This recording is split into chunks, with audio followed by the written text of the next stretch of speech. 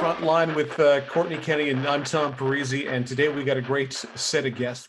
It's the Frontline Podcast. I'm Tom Parisi with Kortney Kenny, and today we are joined by not one, but two members of your North Bay Battalion.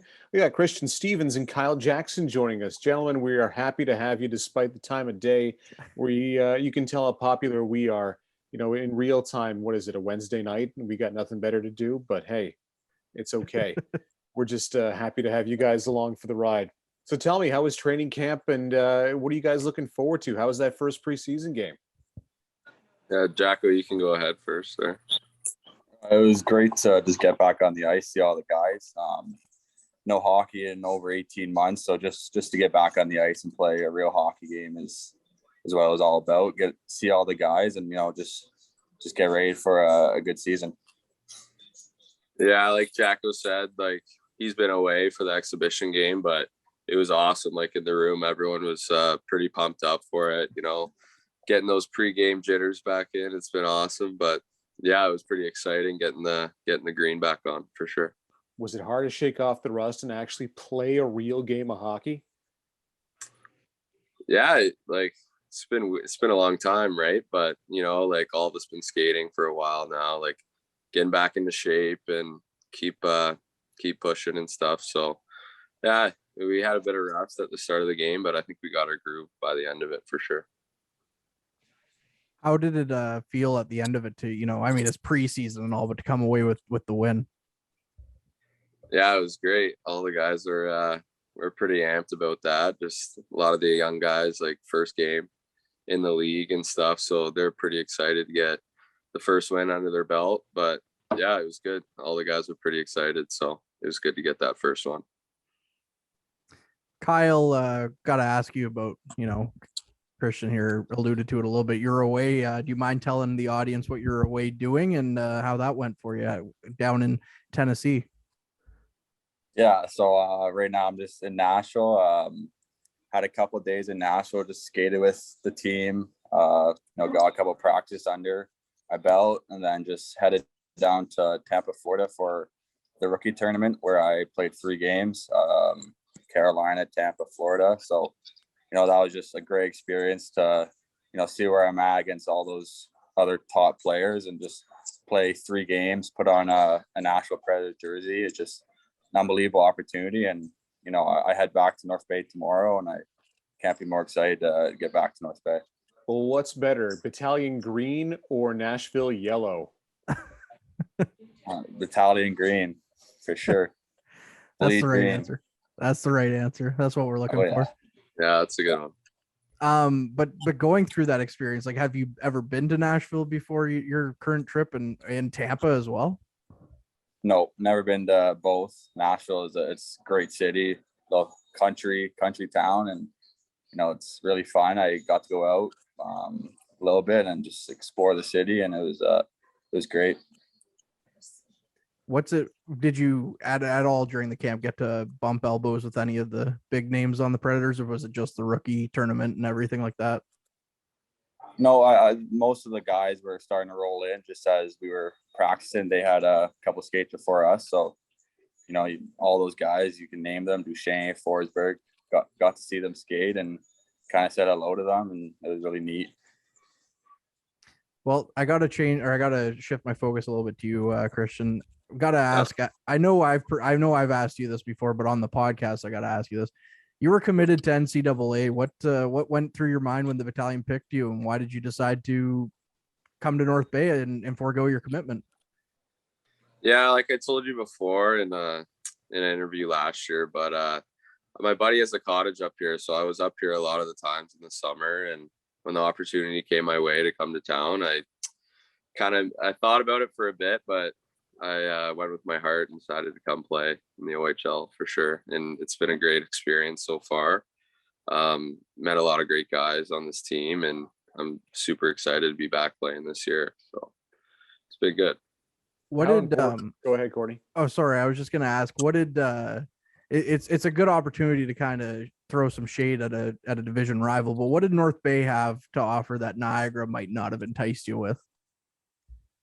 Just the city. I like small towns. I'm from Brooklyn, Ontario, so just a little small town inside of Whitby there.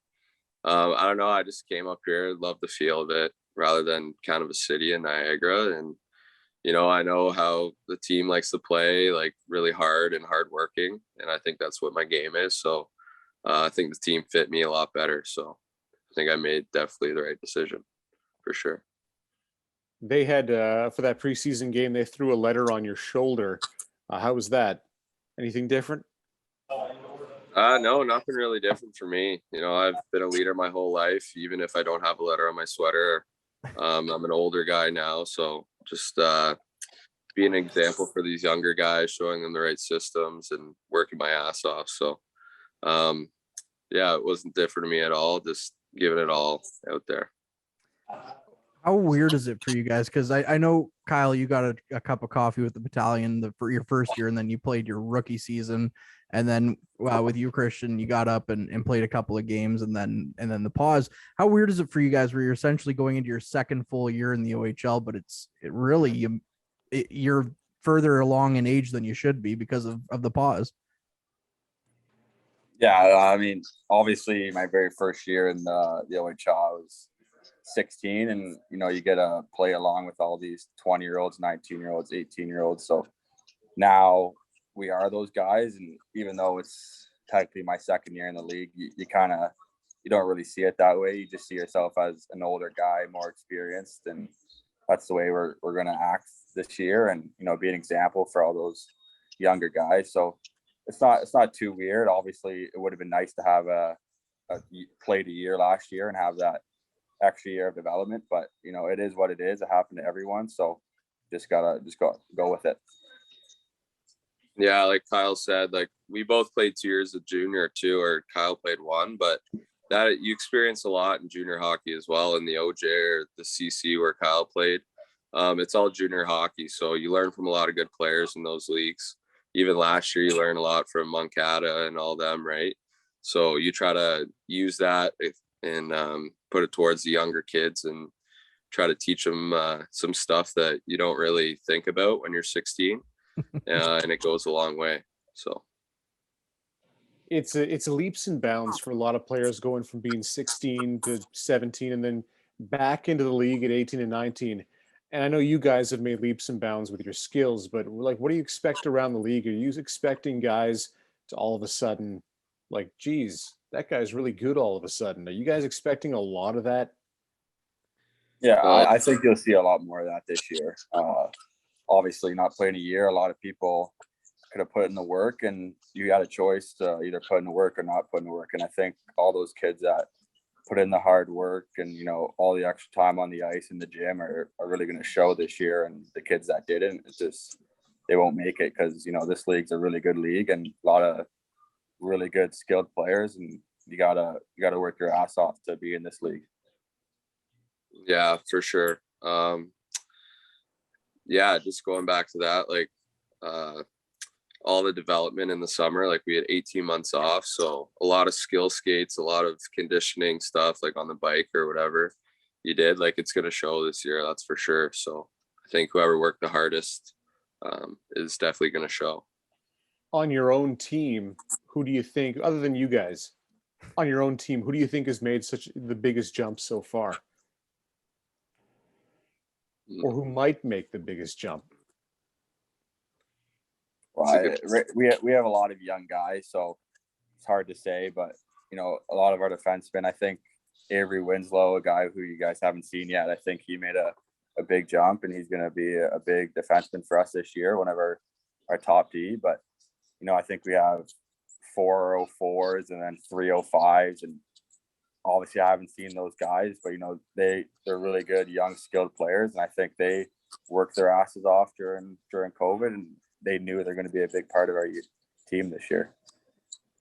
Yeah, I would say probably Liam Arnsby. You guys seen him play last year and how hard-headed he is and how tough he can be, but he gained it a year and a half later, right? Like he's a big part of this team for sure, and he's going to lay the body out for us and be a good team player. So I think he's going to make a big jump for sure. Yeah, it's got to be pretty scary because he wasn't afraid of anybody in his rookie season, and now he's got that extra year of giddy up and pent up aggression, so to speak. So it's going to be scary to see Arnsby out on the ice. Coming up closely though, we're not that far away from October 7th. What are you guys looking forward to most when the actual regular season puck drop happens against Peterborough? Yeah, I'm looking forward. Hopefully we can get more fans in the building and just get that place bumping again. Like, it's the best to be there on a Sunday or a Friday night, just hearing the fans scream for us and stuff. And we love the support, but probably getting all the fans back in and playing a real game, it would just be awesome with everyone back and the team fully together. Yeah, I'm looking forward to all that. Just getting chills talking about it right now. Yeah, same with me. I just can't wait to be back in a regular 68 game schedule, playing all these teams in the East. Can't wait just to get on the bus, travel, and, be with all the guys. And I think we're going to be a really good team. So I can't wait to, win games and be a winning team and have a winning culture. And I think that's going to be really fun come October 7th. A lot of people say, what does it matter if there's fans in there? But Kyle, can you explain how big a difference it is when there's no fans to when you can actually have people in the building and cheer for you or even boo? Yeah, there's a big difference. You can definitely get a little more pumped up for a game that has 3,000, 4,000 fans. Then 0 fans, you're still playing the game of hockey, but you can't really get as emotionally involved because those fans can really hype up your emotions and get you going. I wanted to ask you guys. So you touched on it, playing all your games in the East this year, and every game's going to be that quote unquote 4-point game or whichever or 3-point game, or I'm getting my terminology mixed up here, but you're going to be playing a lot of games against your divisional rivals, the Wolves, the Ice Dogs, all those guys and stuff. What do you guys expect out of those games? We've had, like, Mitch Russell called it a bloodbath on the last episode. So what do you guys expect it's going to be? Yeah, I would agree with Mitch there. Like, we're gonna see them a lot more than we usually would. So I think we'll get some rivalries, definitely new rivalries other than Sudbury and stuff like that. But yeah, I think it's gonna be fun though. I think we're really excited for it. That we know what systems are playing, how their power plays are, penalty kills, so we can really watch a lot of video on it too. So I think it'll help us in the long run for sure. Yeah, well, exactly what Steve-O said. It's Russ. It's gonna be a bloodbath. It's gonna be a lot of hatred out there. But I mean, that's why you play hockey, right? It's just hate the other team, and you kind of want to just you don't like the other team. And that's what's going to be a lot of that this year. Fellas, how would you prefer it? Would you prefer like to play these series of games almost like it's a baseball schedule, or do you prefer, I'll play this one team, somebody else, maybe a little bit more variety? I kind of like it how it is right now with playing just the East or whatever, just because like I said, like I love rivalry games. Like, those are my favorite types of games, and those wins taste even better than winning a game, like, let's say, against London or whatever out in the West, that doesn't matter as much towards the standings in your division. But I would choose to stay in the East and play in the series games. Yeah, I like kind of like just like the NHL format. I think we're going to have a lot more games like on a Tuesday night and on a Thursday night, whereas sometimes it would be 3-3, which there'll still be a lot of those, but I think it's just a little more realistic. You practice every week and get ready to play hockey. The OHL, like, we talked about the rivalries and stuff, but the OHL is like following kind of how the NHL did it this year, right? Where it's just stuck in your own division and all that stuff. And you guys, obviously being hockey fans and watching it, what did you get? Like, is there anything that you could take from watching, say the Leafs play the Habs, whatever it was 8 times this year, and now you're going to be looking down the same barrel against a Sudbury or a Barrie or something? Is there anything to be learned there? Yeah, I mean, I think there'll be. You saw in the NHL, they don't take a game off, and it's not going to be, oh, I play Sudbury for a 10th time. Like, it's not as fun anymore as I think every game, especially in the NHL, they took it as okay, this is just the way it's going to be. And, you got to do what you got to do. And same with us, I think we play Sudbury, going 11, 12 times this year. So, that's a lot of times, but it is what it is. And you're going to be able to, get matchups and, learn a lot about other teams' players. And that's just going to be more fun. Yeah, I think the fans will love it too. Seeing the other guys on the team and how we play against them and how we have more hatred to certain guys or whatever. I think they'll rile them up and get them loud. And, North Bay loves that type of hockey. So I think they'll be good. You guys probably know more about them than I do, but maybe give me the lowdown on Matvei Petrov. What's he like? Yeah, Mate's, he's a hell of a hockey player. He's got lots of skill, wicked shot, wicked release. So, I think North Bay fans are going to be really excited to see this guy play. Good speed. Really, he's got it all. And, I'm excited to have a chance to play with him. And I think we're going to have a really good year. Yeah, like in practice, we've only had a few practices with him, but that guy can score. Like, he gets the puck and it's going in for sure. He's a Russian sniper. He got a pretty good shot. He can really wheel too. So yeah, fans should be excited about Matvei. That's for sure. A lot of the times, a lot of you guys pick the Sudbury Community Arena as like your least favorite in the OHL. Is there any issues going into that barn so many times this year? Or is it just exciting to have hockey back? It'll be all right. I just don't want that wolf going across the rink. But yeah, there won't be any issues because we'll be beating them. So yeah, like it's good. It's cold, right? It's like North Bay, so the ice is always good, but it's just the fans are nuts in there and the blue stands. It's not my favorite, that's for sure. I don't like it. Well, as long as the thing that I'm not a fan of, and I hope if I make my way to Sudbury this year and can get it, and I hope I don't hear that obnoxious goal horn at all this year. So that's annoying too. That too. Yeah, that too. That and the wolf. Yeah, you hit the nail on the head. Coming into it though, you guys talk about how exciting of a team it is, and you have a bit of a scouting report on Matvei. Can you give us a little bit of the lowdown? I know some people have gotten to see some of the young guys and all that stuff, but North Bay fans have been salivating at these guys for the last 2 years now. What's the lowdown? What's your take on some of your new teammates here that are coming in that are rookies but are really entering their second year, and even the rookies that are coming in? Yeah, I think they're not experienced, but I feel like they are experienced. They have that attitude, they have that mindset that they're coming in and they're going to be a big part of our team, and which they should be.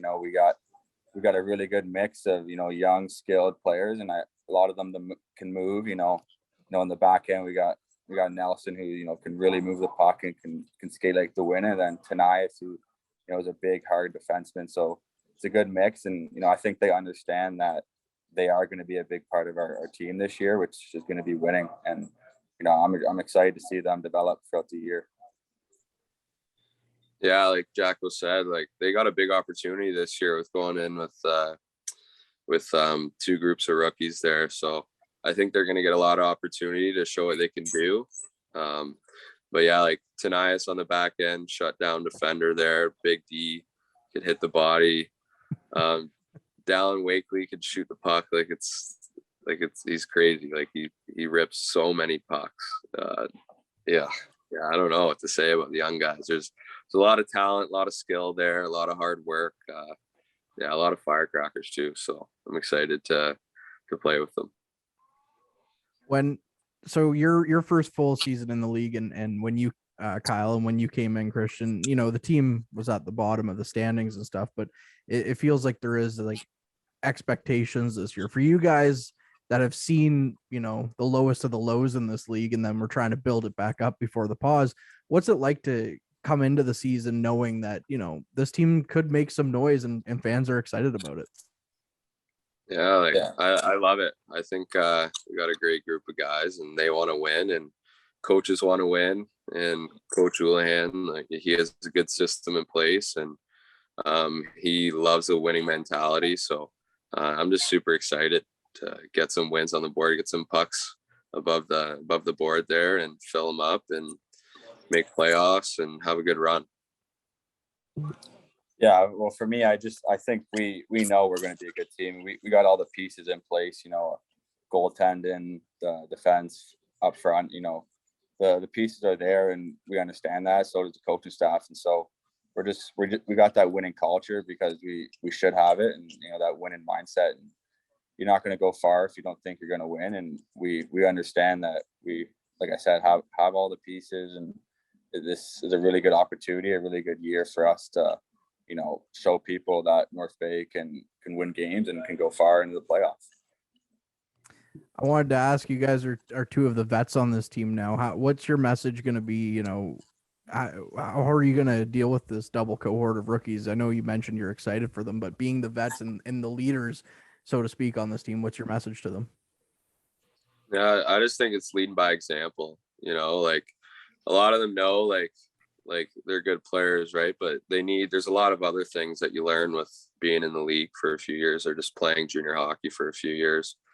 But I think some of them get it, like they know what to do, and they just need guidance with it. And that's what the coaches and the older guys are there for. And I think we got a great group of older guys. So we're here to show them, and we're all going to come together and be a winning team. So. Yeah, I think the biggest message to me is just, be yourself, don't try to change your game or like do what got you there. The biggest thing for me coming up throughout the league was always confidence. So, just to be able to give them the most confidence they can have and just let them play their game and, don't be shy, just do you out there and, we'll have success. All right, gentlemen, we really do appreciate your time. Safe travels tomorrow, Kyle, because he's, as you may have heard already, he's all the way down in Tennessee right now. And Christian Stevens, thank you so much for joining us as well, gentlemen. We really do appreciate the time here this evening. Yeah, thank you guys. It was fun. Yeah, thanks for having us. It was awesome. Absolutely. And hopefully we'll have you on again soon. And this time, Kyle, you'll actually be in North Bay. Yeah, can't wait to get down there. A huge thank you to Christian Stevens and Kyle Jackson for joining us on the Frontline Podcast. He's Kortney Kenny. I'm Tom Parisi. And, we always talk about what our former players are doing these days. So we'd be remiss if we didn't mention Matt Santos moving on.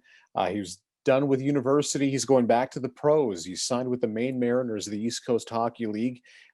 He was with the Toledo Walleye before, if I'm not mistaken. Yep. Got a cup of coffee with them. So you know what? Good on him. The ECHL, I find, and you may agree, is getting better and better. Like a lot of good players are starting to join the ECHL, which is fantastic news because now they're starting to use it as a development league and a springboard to better things.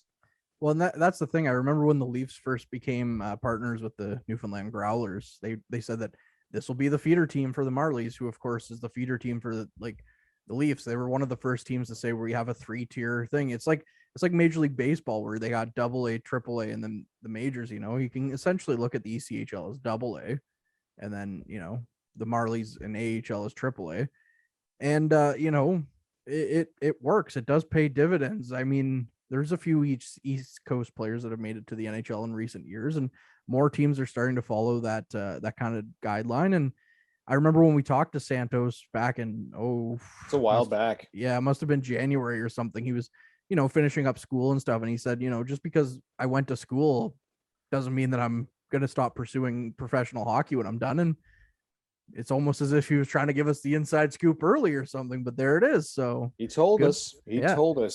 Maine Mariners are affiliated with the Providence Bruins, who in turn are affiliated with the Boston Bruins. Oh, I hate this move then.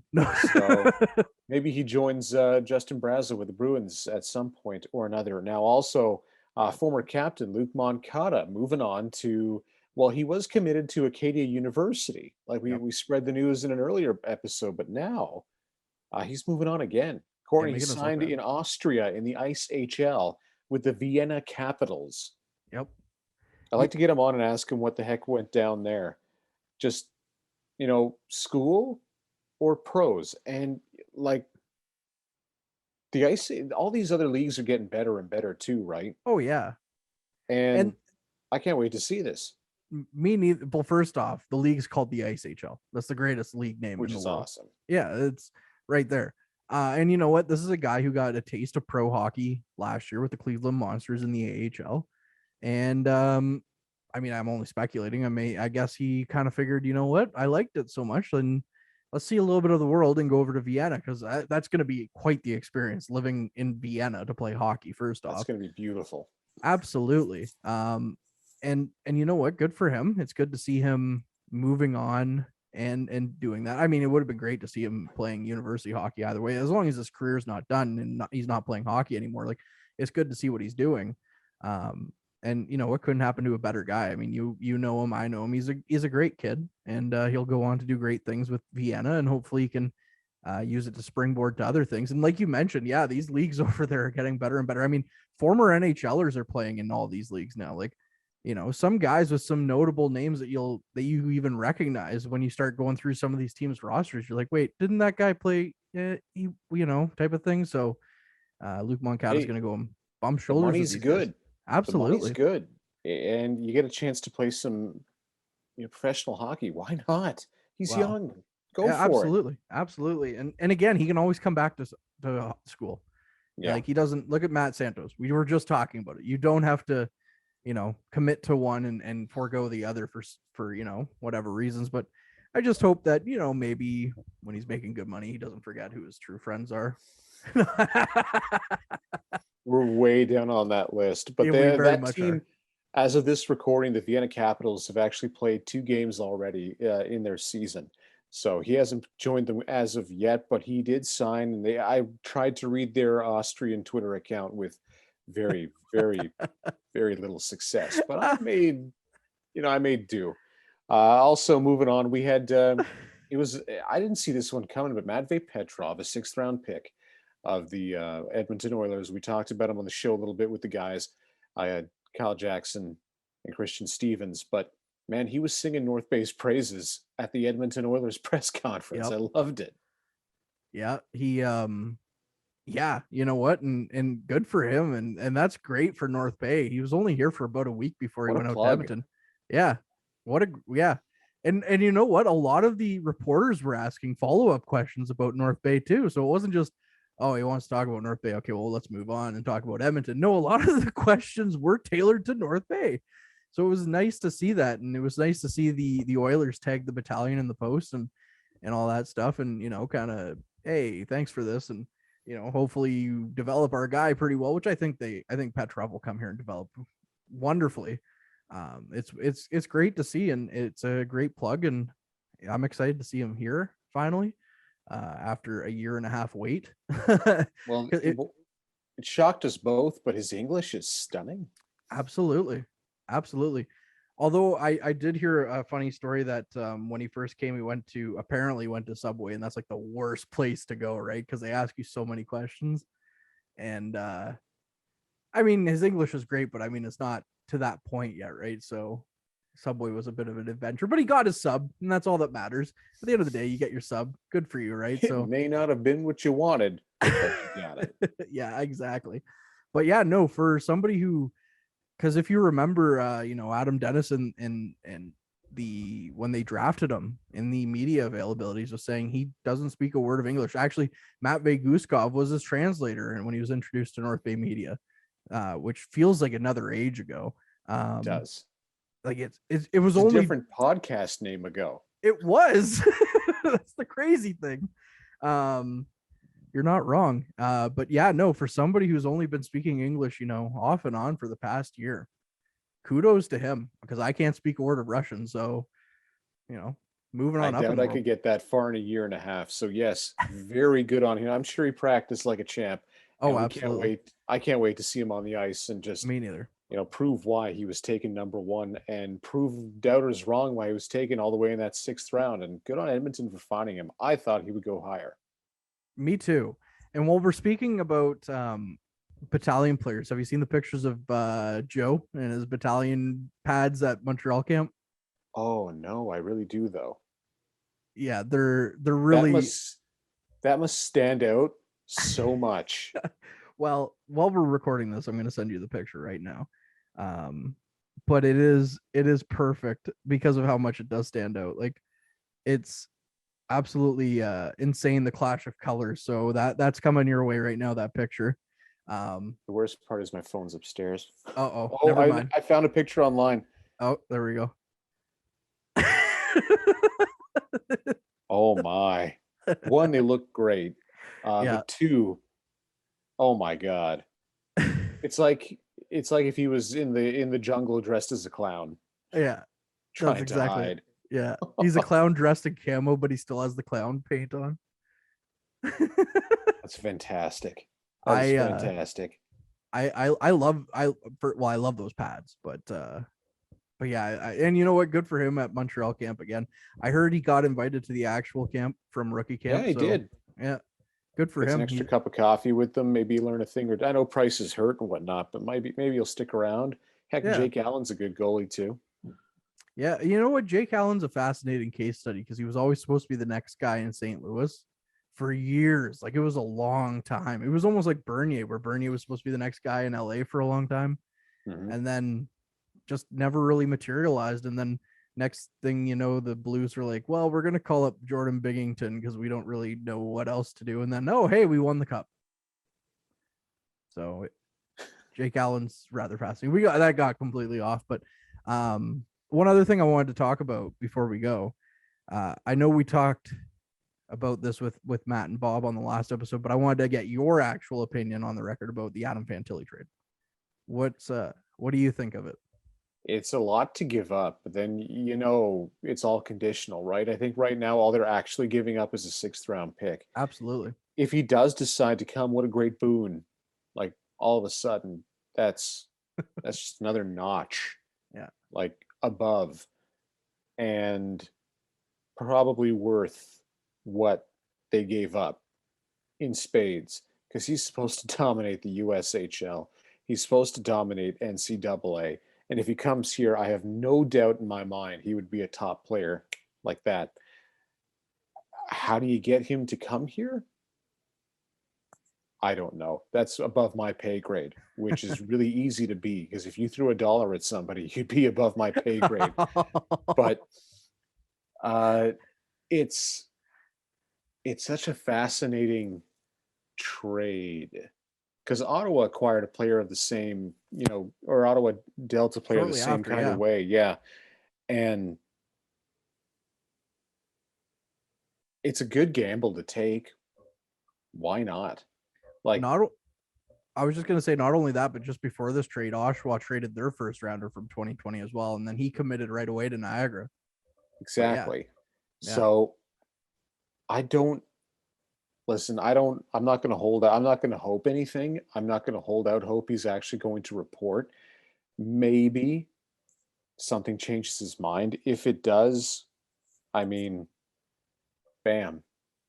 That's a top line guy right there. Oh, I can just Questions imagine. asked. I can just imagine it. Verbetic passes it out of or over into the corner to Nelson. Nelson with a nice stretch pass up to Fantilli. Fantilli with a nice move. But we can dream, That's my thoughts. I it's a tough one to call because nothing's certain about it, and I could go on running around beating the bush on this one for a while, but I don't think he'll come. That's me, but I hope I'm wrong. That's fine. I hope I'm wrong, and the draft picks will be worth it. Yeah, like to give up as of right now just a 6th rounder, not a big deal. The conditional picks, we'll see what happens, because of course, like, there are different conditions on different things if he comes next year or the year after or whatever. They broke it down great on battalionhockey.com in the article, but I think it's an interesting move. I think it's a savvy move for Adam Dennis, and I'm not just saying that because he's friend of the show, Adam Dennis. I'm just saying that because I think it is a savvy move, and of course, it's the one that got a lot of headlines over just the rights. Like, it's not the actual player, it's just the rights. Like, a lot of people got pretty excited about it online, myself included. I think it'll be interesting, and I agree with you that he's not coming at least for this year, obviously. Like, but then why come at all?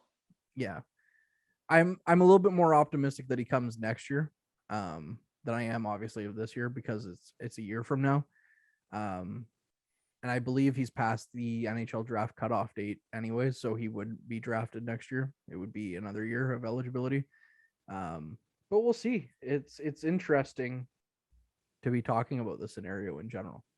So, and it's interesting that when you think about it, Saginaw took him because if they didn't, London was going to take him. And then we all know how that freaking ends up. Yeah. Oh, I'm going to the USHL. Oh, hey, London. Okay, I'm going there.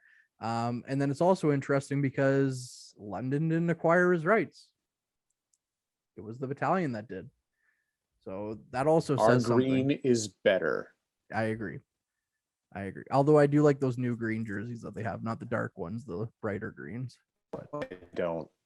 No. Can't stand them. Looks like they're from 1979. Oakland Seals garbage. I don't know.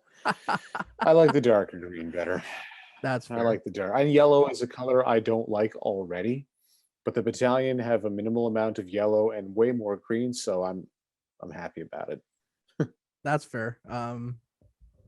Yeah, that's fair. I remember you saying that all the time when you were here about the OHL. There's too many black and gold teams in the league.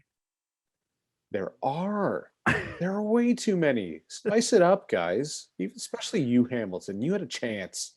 You had a chance to do something cool. Yeah. And you're just like, let's be the same color as the Tiger Cats. Yep. No, you ruined that. I can't even remember if their first year when they came to Hamilton, did they stick with the Habs colors or did they go right to the black and gold? Yeah, they did. Okay. Hell, they stuck with it. They should have. Then when I got there, they said, we need more black and yellow. Yeah. Let's do that. Yeah. Tom's here. Kingston, some guy that Sarnia. Yeah. Hamilton. Yeah. London to an extent. Battalion have yellow. And black. I don't know. The color yellow. It's not so much. I like the color black, but no, I don't like the color yellow very much. There's too much in it in the OHL. So Change it up, people. I gotta ask then, when it was Centennial Night, how'd you feel about that? They were mostly black. It's all good. As long as it's not like super, super yellow. That's fair. Like if it's there as an accent color, like our Battalion are doing, perfect, fine, no problem. But as soon as you start making that like a Nashville Predators thing, sorry, Kyle. That's where you lose me. Same with the Penguins? Like the Penguins yellow as well? Yeah, don't like it. So like, is it just jerseys, or is it like if you see yellow like on a car, you're like, I wouldn't want a yellow car. None of my walls are currently painted yellow, nor will they ever be. No, but like, so like yellow in general is just a color that you don't like. Nope, never liked it. Tom with the big hate on for yellow. I love it. I'm a weird guy. I was never a big fan of the yellow Power Ranger. I would probably lean more towards pink.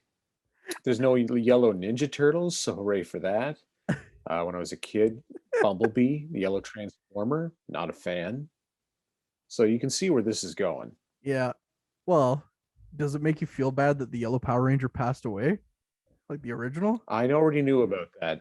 And it's a deeply sad event. I believe it was a car accident. Yeah. I look it up on Wikipedia or whatever it was, but that's awful. And I wish no ill will to those who wear the yellow uniform and protect us from God knows what. But from the giant monsters that break cardboard buildings. I had a yellow jersey in soccer once, and I hated it. Really? It was awful. We had yellow and powder blue jerseys for some damn reason. My mom. I remember we went. I was young. I was like maybe like 10. My mom was going car shopping. She needed a new car, and we pulled up to Hoppers in North Bay, and there was this yellow Pontiac Sunfire GT there. She's like, "Oh, I would love that car." And then she was like, "But I'll never get it." And then she walked into Hoppers, and my grandmother was like, "Why would you want a yellow car? That's just silly. Everyone will know who you are." And thank you, Kortney's grandma. And my mom walked into Hoppers, and the guy was like, "Oh, I got a really good deal. It's a used price, but the car is brand new. It's a yellow Pontiac Sunfire GT." And my mom's like, "No way." So she went home with that car and had that car for about 15 years. And then just before you came into our lives, she had sold it. She knew. Yeah, she's like, She knew. Tom's coming from Timmins. Got to get rid of that yellow car. I feel a presence in the air. I must ditch it. I don't know if I dislike any color really. I'm a big fan of blue. Blue is my favorite color. So red is mine. Yeah, there you go. And as you can see, it's just everywhere. Yeah, it's just all your walls, your couch, even. I think I'm in a sterile environment. You can make microchips in my basement. No, I wish it was that clean. I wish it was. My mom's big into white, and upstairs they just did the island. They just had an island made, and it was already painted white. And then I came home the other day from work, and my mom was like, "Oh, did you see what Alex did? Your stepdad he painted it." And I looked at it, I was like, "It's still white." And she's like, No, it's an off-white. And I'm like, "It's still white." I could get into that for hours, but I won't. No, we'll save that for another off-topic podcast moment. Yeah, it's exactly what we need. I mean, we've gone off topic talking about colors. We could have gone off topic talking about so many other things, like Columbus, like we keep saying that we're going to do, or The Office, like we keep saying that we're going to do. And then here we are talking about colors. One of these days. That's a good spot. That's a good spot to wrap it up. Dissing on the color yellow. Thank you to our producer, Ben Sargent, and everybody else who makes this podcast especially special, like Kortney, does a fantastic job. And you can find us on Google Podcast, Apple Music, Spotify, and everywhere else you find your podcast. And do not forget, if you're watching this on your TV, you can find the full clips on YouTube. You can see our pretty little mugs, all you want, for free. So check it out.